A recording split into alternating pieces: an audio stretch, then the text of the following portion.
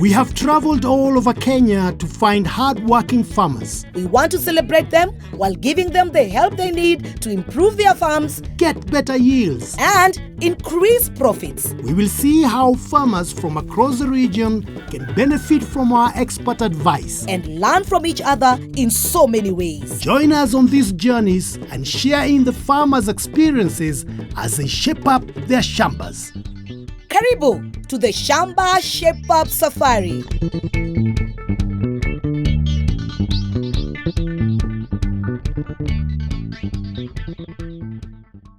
Welcome To Shamba Shape Up. Today we are in Kiambu County and we are visiting David and Hannah Munio. They are very serious coffee farmers. They've been growing coffee for the last 30 years and they dry and process their coffee right here in this shamba.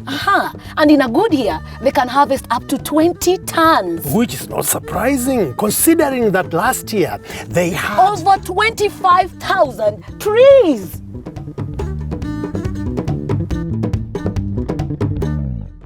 David Muniu is married to Hannah. They have a son, Alex, a grandson, Kuria, a daughter, and a son-in-law. So, let's go and meet them. Hey, David.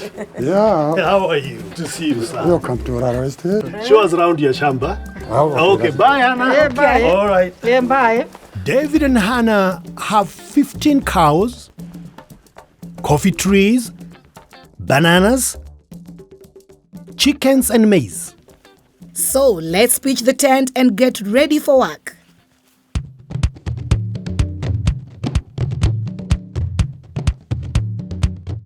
Wow, Carol. Yes, Tony. David and Hannah's shamba is doing quite well. Yes, and we still have a few more ideas that we'd like to introduce them to. We find out the value of doing a soil test. Next, a fertilizer company that has different plans for different crops. And finally, how to keep the soil healthy. First, I'm going to work with David and his son Alex to see how we can improve their dairy herd. Yes, and I'm going to work with Kuria, Alex's son, to see how he's been taking care of the Kienyeji chicken. It's all in the family. It's a family affair. Family affair. We'll see you later, Carol. Later. All right. To manage a large dairy herd successfully, it is important to keep track of what's going on. So, we invited an expert from Cooper's to visit, and we've asked him to bring their Cooper's Dairy Farm record book. Let me ask you, David, what do you keep records for? Milk records and breeding record. For how long have you been keeping records? I'll say it's over 20 years. 20 years of records. Yeah. And school report And forms. school report. The good ones. Yeah. Thank you, David. So, John, how can you help David and Alex? Can I have a sample of the records you have been keeping? Yeah. Both milk and... Milk and breeding. You see, when you put it in this paper, you can easily misplace it, and you can easily lose the straw that is telling you the bull that you used. We as Coopers come with a comprehensive record-keeping way, in that all this information, you store it in one booklet, and for the whole herd. This will give you the name of the cow. You easily know the date the cow was served. You'll be able to project when the animal will calve down. You'll be able to project when to steaming, and you'll be able to know, to identify the sex of the calf. So this is a better way to do it, unlike the way you are doing it. The second one is the milk record. We as Coopers advise you should have milk production record for individual cows. Keeping records for each cow means problems like falling productions are spotted early. What other added benefits are there in keeping records? You'll be able to evaluate yourself, whether you are running either at a profit or a loss.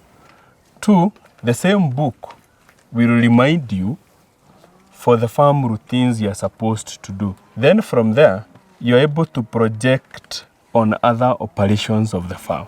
I'm asking about feeding the cows. Because I used to give them whatever I feed them with. I don't see any change. If you usually document what you feed the cows, it could be very easy for us to advise you.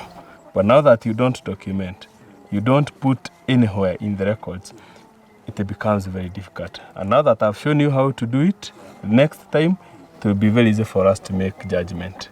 Now, where can they get these books? In all our Cooper outlets. Get to any agrovet, ask for a Cooper Dairy Farm record book, and you get it. Thank you so much, John. So farmers, you've heard from the expert. Record keeping helps you to make quick decisions and save money. While Tony was helping with the cows, I asked Barasa from Unga to check out David's kienyeji chickens. Last year, David left them to his grandson Kuria to look after. And now, there's not many left. I want Barasa to help us find out what went wrong and to help Kuria turn the chickens back into a profitable business. But first, I asked Barasa for his general comments on improving the chicken house. When I enter the house, I haven't seen any basin or disinfectant at the doorstep. That's indicated that there's an entry for disease in your house. The other thing I've seen also in the structure of the house, inside the house, it doesn't have the sawdust. Chickens are like other animals. They need a comfortable environment. When they're comfortable enough, they're able to produce more, you're able to get profit of it. Could the poor hygiene Barasa is talking about be the reason why Kuria lost so many birds? I understand you had about 300 chicken. Yes. And right now they are? Right now there are 10. 10? Yes, 10. 300 to 10. That's a very big number. What happened? The one who was taking care got ill. So the workload was more. Yeah, they lacked some food and they lacked someone to give them water. Yeah. Okay, that is very unfortunate. Yeah. You've heard what happened to the chicken, a case of mismanagement. There's this general feeling that kienyeji chicken can eat anything. You can give them our leftovers, you can give them sukuma wiki and they're fine. Is this right? Carol, I'll call that one as being a myth. Because farmers, they think kienyeji chicken is just kienyeji chicken, the way it sounds like indigenous chicken. But now we are trying to advise our farmers to think in terms of money they're going to get from the chicken commercially. Kuria is taking charge of the chickens again and wants to rebuild his business. But he's not sure what to do. Can our expert help?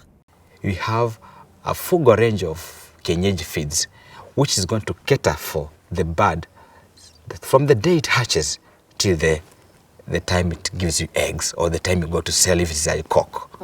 Yes. Our range of feeds is called Fugo Kienyeji. So we have Fugo Kienyeji Chick Mash, Fugo Kienyeji Growers Mash, and Fugo Kienyeji Layers Mash. So you need to start feeding it from day 1 to the end of 2nd month. You need to give it Fugo Kienyeji Chick Mash. From day 1 until the end of the 2nd month, give Fugo Kienyeji Chick Mash. This builds good body frame. From 3 months until the point of laying, give Fugo Kienyeji Growers Mash. This helps the birds to gain weight and encourages early laying. From when laying starts, give Fugo Kienyeji Layers Mash. This helps increase egg production and improve quality. Finally, to ensure the birds get the right feed, Barasa has some further advice. I would advise you to partition your house into 3 stages: the chick stage, the grower stage, and the layer stage, so that you're able to feed them rightly. When you keep chicks and you keep older birds, they'll be harassed by the older birds.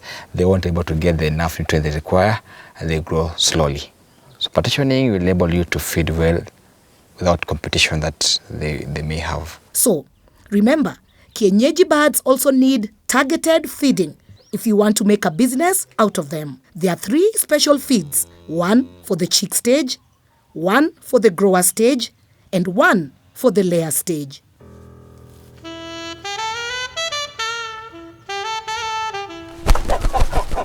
So, we've learned how record keeping can benefit your dairy cows. And how kienyeji chicken can grow faster and stronger with targeted feeding. But on this farm, David is the real expert. So, we've asked David to give us his number 1 top tip in farming.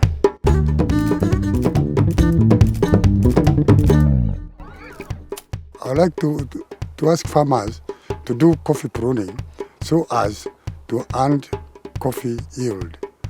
And by earning coffee yield, you expect coffee beans to increase weight. And after increasing weight, you get good marketing. And when you get good marketing, obviously you get good money.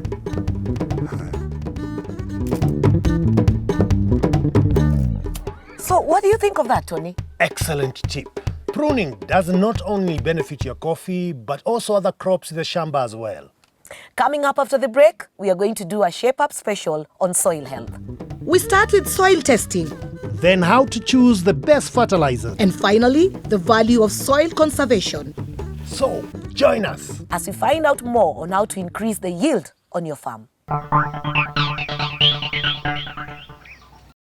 To receive all Shamba Shape Up leaflets, SMS the word all with your name and address to 30606. If you'd like to receive just the leaflet for this farm, SMS farmer, that's the name of the farmer, with your name and address to 30606.